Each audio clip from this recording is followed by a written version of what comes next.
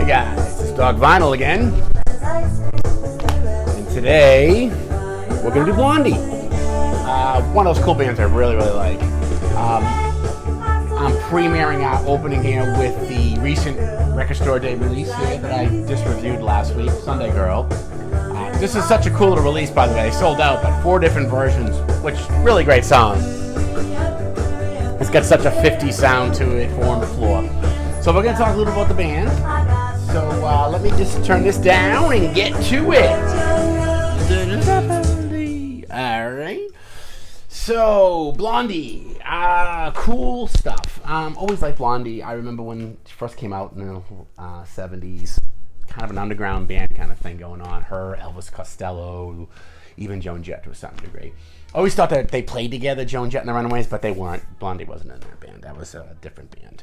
So, let's talk a little bit about that. I'm going to go over some of the albums. I'm going to talk a little bit about the band. The band was interesting because Blondie was a former waitress and Playboy playmate. Obviously, attractive woman that she was. Still is, actually. So, I'm going to do a little background of the band, but I'm not going to do a complete discography because, for a couple of reasons. One, a couple of their albums are not available on vinyl. They're available on CD, which I have one right up here on CD, which I'll talk a little bit about. The No Exit is, there's no vinyl for that. Not that I could find. All I could find was an unofficial Greek copy. The Curse of the Blondie, there's no official vinyl for that either. Now, there was Pollinator, which I ordered, but I didn't get that one. And then there's Ghost of Download, which is just the greatest hits. And I don't really do greatest hits. I just do studio albums. And Panic of the Girls, which is this one right here. This one's on CD too. So I cover all her early stuff. So, you know, the basics. She's an interesting person. So she formed a band. She was in a band called the Stilettos in 1973. She was in there with a member called Chris Stein, who played guitar. And they kind of formed the core of Blondie. So they're in the band from 73 to 74. They leave the band in 74, and they want to go create their own band. And then in 1974-75, they create a band with Clem Burke on drums, Gary Valentine on bass, Jim Destry on keyboards, and Frank Infantino on guitar. Rhythm guitar, I'd assume. And this is really the lineup that stays with them. Of course, Gary Valentine leaves, and it kind of changes and merges together. But they get together and they put out a band. Now, this was when punk was hitting, so they were kind of thrown in with that punk scene, which I don't know if I would really consider Blondie punk, per se. Maybe kind of mod, kind of in between. Kind of like the Jam, which I'll talk about another show. But it's interesting. So let's talk about her first album. First album comes out in 1976. It's self-titled, called Blondie.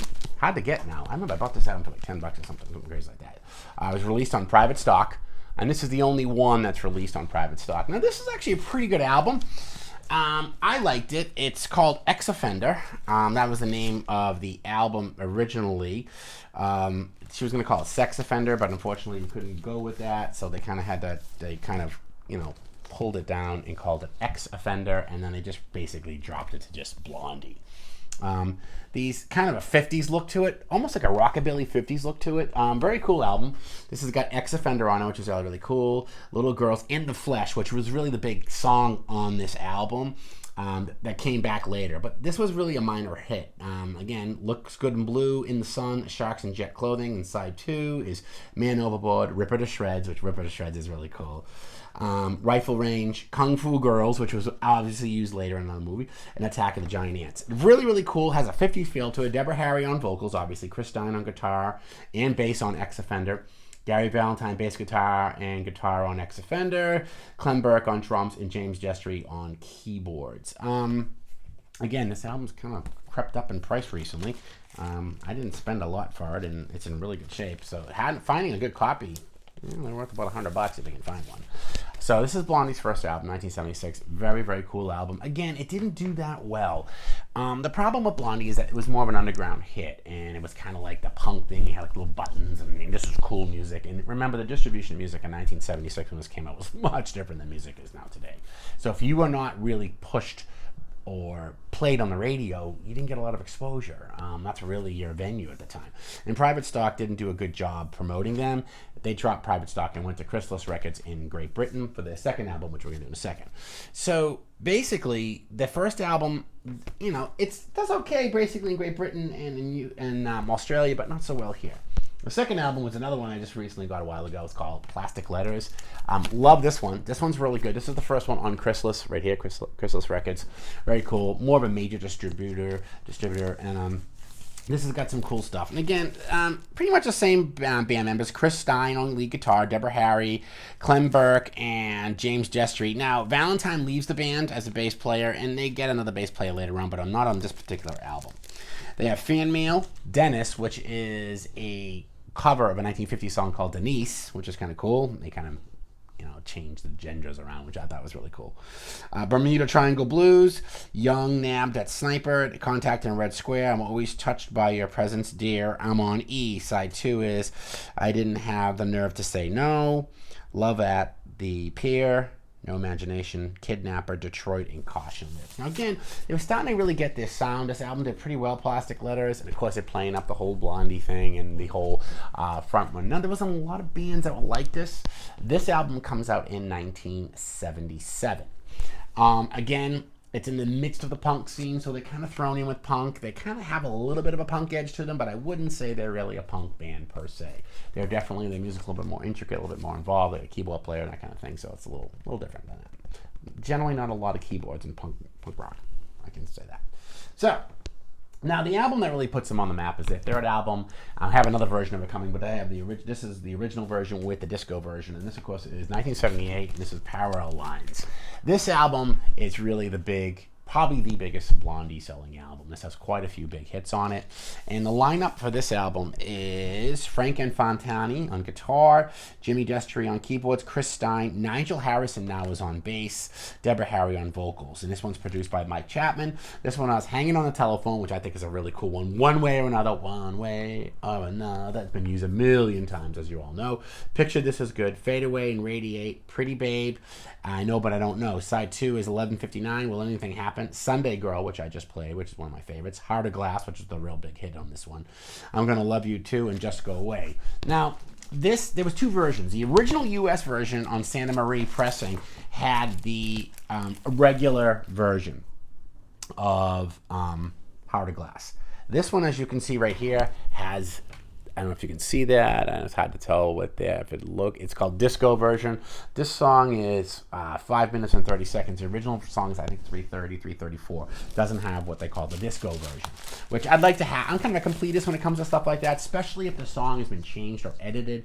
That's when I buy different versions. So generally, I don't just buy a bunch of different versions of albums unless it's a band I really love. I do really like Blondie a lot. I love the band. I love the sound. This one's in really, really good shape. But it just isn't the Santa Maria Pressing. That's kind of gone up now. The Santa Maria Pressing now is like $70-80. Luckily, I found one cheaply for a trade. I had some friends and we traded up and I sent them some stuff, so that's coming in the mail. So I'll have both versions. I'll have the disco version and I'll have the shorter original Santa Maria first US pressing.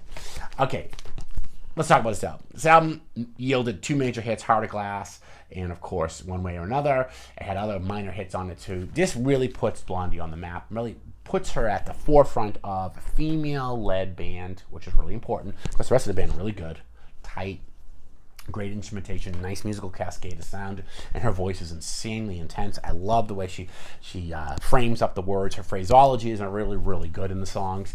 Blondie really is underrated when it comes to her influence on female singers that come later. If you look at the later female singers that are singing, a lot of them fall in the line of Blondie.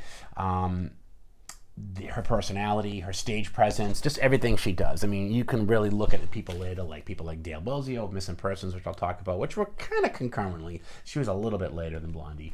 And then, of course, Joan Jett was a contemporary, but then you see the influence they had on people later, like Mariah Carey and all the others, Taylor Swift, and even Whitney Houston to a certain degree. Granted, the music may be different, but her influence and her impact on female-led rock bands is pretty important, I think, and especially with the whole alternative and punk thing. So, does really good. So now they got to follow up this album, and this album, by the way, came out in 1978. In 1979, they came out with Eat to the Beat.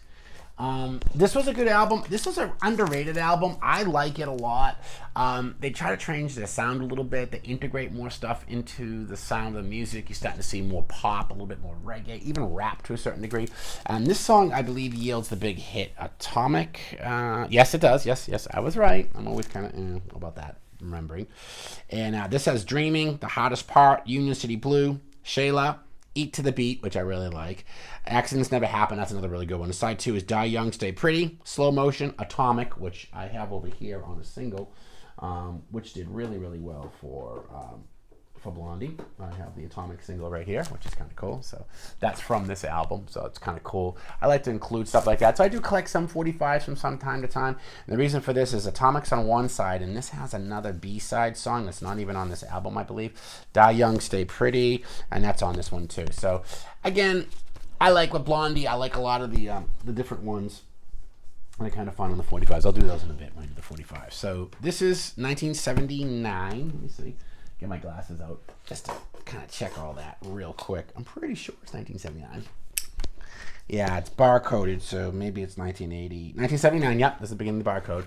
And I have the original inner sleeve, which is really, really cool. Again, a good album. And the members of the band, I believe, are the same. Pretty much, I think they're the same lineup. Yes, they are. Chris Stein, Frank Infantino, Deborah Harry, Nigel Harrison, Jimmy Jestry, and Clem Burke. So, yeah, it's basically the same band. Again, it helps that she's attractive. Obviously, that's a big plus, I suppose. I think it's also important that she's got a really great voice and she has a really good stage presence, and they really put on a great show live. So now, in 1980, I believe, I remember when this album came out because this was a big video. This was 1980, I'm pretty sure. Yes, it was. Auto American came out, and of course, this one had the big hit, The Tide is High. Same band, and the same personnel. And yes, it is. Yep. Just want to check real quick. And this album has, of course, the big hit, The Tide is High, but it has Europa, Live It Up. Here's Looking at You, The Tide is High, which has a very kind of reggae-ish, kind of island music kind of sound to it, which I always liked.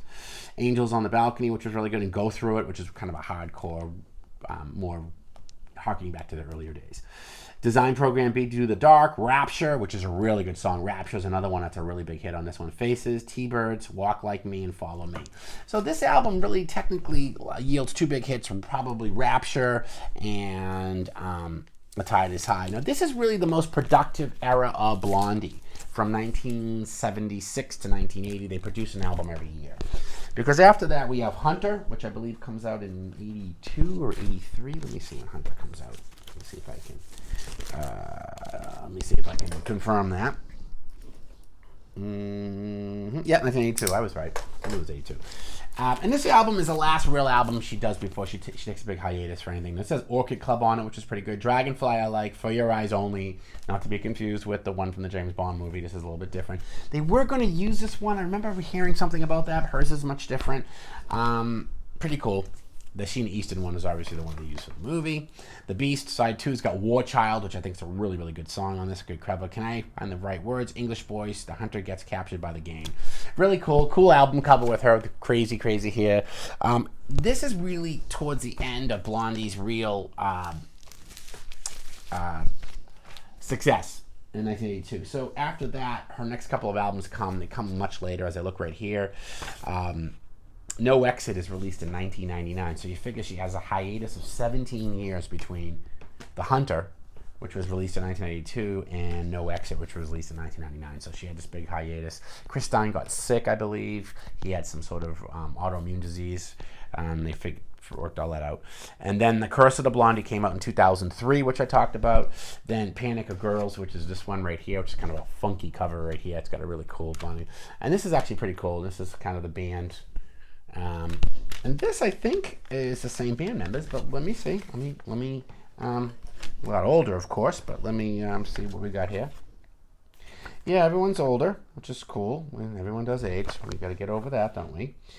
And yeah, there's Deborah Harry, Chris Stein, Clem Burke, Lee Rocks on bass, so different, Lee Fox on bass, different bass player, different keyboard player, and Paul Carbonara on guitar, so a little bit of a different lineup. Not all the not the Infantino, not the original lineup. But pretty cool nevertheless. And then Ghost of the Download, which I said is just the greatest hits. It's pretty cool though. And then Pollinator. Now, in the tradition of when I've had from you people telling me, to add in live albums, I'm going to take it from a suggestion from one of my subscribers. And one of the live albums I'm going to show right here this is a recent release called Blondie Live. Really, really cool album. 100% virgin vinyl, limited edition 180 LP, $29.99, Max J Records, obviously. This has pretty much everything you want on it. So if you don't have any Blondie, this may be a good way of getting it some live. It's got Dreaming, Hanging on a Telephone from her early album, Screamin' Skin, Atomic. Side 2 is Forgive and Forget, The Tide is High, Shayla, and Sunday Girl. Some good hits there. Side C is Maria, which is from their new album. Call Me, Under the Gun, Rapture, which is really cool. Rip Her to Shreds, Ex Offender, No Exit, Heart of Glass, and One Way or Another, Snoop's theme song, which is kind of cool. So yeah, you can always get the live version here, which is really, really cool. They have a Blondie live album. Not bad at all. Not bad at all. Might be worth looking into, I would say. Okay, so like I said, I wanted to talk a little about the 45s. I talked a little about this Blondie 45 that was released on Record Store Day, and I was just playing. Really, really cool. The other one I have is Call Me. Now, the reason why I got Call Me on a 45 is this is not on any of Blondie's albums. This was only released on the soundtrack for American Gigolo. So you can only get it on the Greatest Hits. It's the Greatest Hits of that Blondie album, and that's on it, but this is not. This has both the instrumental version and the singing version, which is really cool. It's really, really cool. It's not particularly rare, but I did get it. I think it's getting rare as we speak, but it's pretty cool. Like it quite a bit. And that's one of the reasons why I got it. I didn't really like to get Greatest Hits, and a couple of reasons. I'll talk about it in a minute. And then, of course, the Atomic, which I showed you before, which is really, really cool. So that's Blondie in a rap show. Like I said, give you a little history, give you a little background. Really, really cool stuff. I really suggest you introduce Blondie. If you have a daughter, I have a daughter. If you have a girl, daughter, definitely, if they've never heard of her, she should definitely be introduced because she's really one of the forefronts of that 70s sound that really created the forefront. And granted, you had people before her. Of course, you had Janis Joplin, and you had, Joan Baez, and, various other rock and roll singers and females in the 60s.